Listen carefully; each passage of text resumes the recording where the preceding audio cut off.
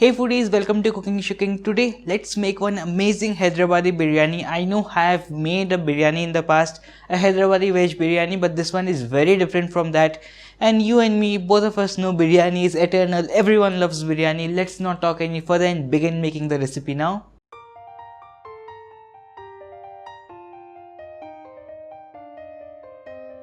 Alright, so for the biryani, we'll first make the marinade for the veggies. In a bowl, I'm going to add in about half a cup of yogurt, and to that I'm going to add in some coriander powder, a little bit of red chili powder, a lot of biryani masala.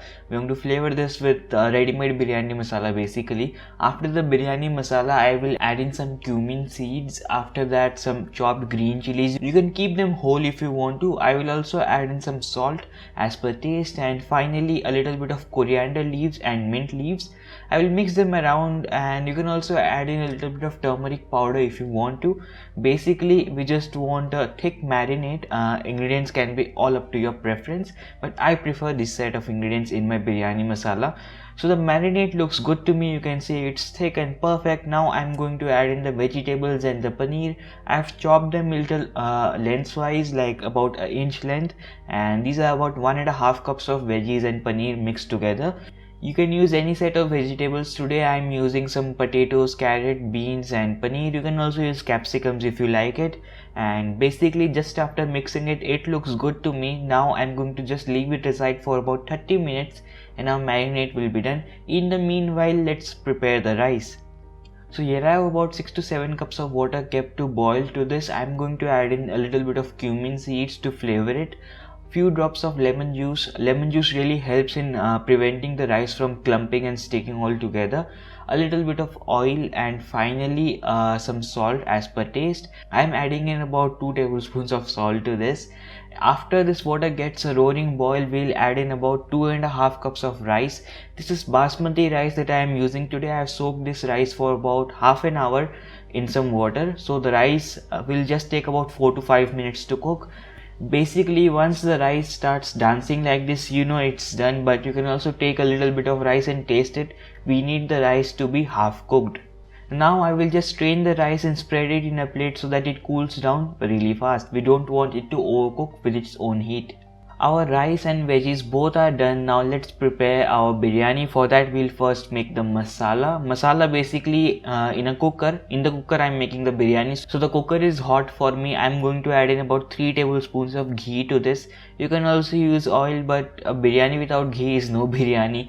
I'm going to add in a little bit of cumin seeds to the hot ghee along with some cashews. Here I'm using 3 tablespoons of cashew nuts, about 4 to 5 cardamom, 1 inch piece of cinnamon, 2 to 3 cloves, and basically this is just whole garam masala which I'm going to cook for about a minute or two, or until the cashew nuts is golden and the ghee is infused. Looks good. Now I'm going to add in some ginger garlic paste. About a tablespoon of it is more than enough. Just cook the ginger garlic paste for about 30 seconds so that the rawness is gone. Now I'm going to add in the marinated veggies that we made earlier, and I'm also going to add in about 4 to 5 tablespoons of fried onions or birista. You can use the market ones or fry it at your home, totally your preference. I will just give this a mix and add in about half a cup of dahi more or yogurt more. You can also add water if you like it, but I like to add more yogurt to this and a little bit of water as well. Basically we want a consistency like this. Since the veggies will be in the bottom and the rice on the top, we want the veggies to have a little bit of moisture so that it doesn't burn. So it needs to be like this. Now I'm going to add in half of the rice that we cooked earlier to this, and this rice will get really flavorful. So half of the rice goes in and I will just layer it well. The rice is spread and I'm going to just layer it with some more birista, which is basically fried onions. You can also sprinkle in some mint leaves if you like it.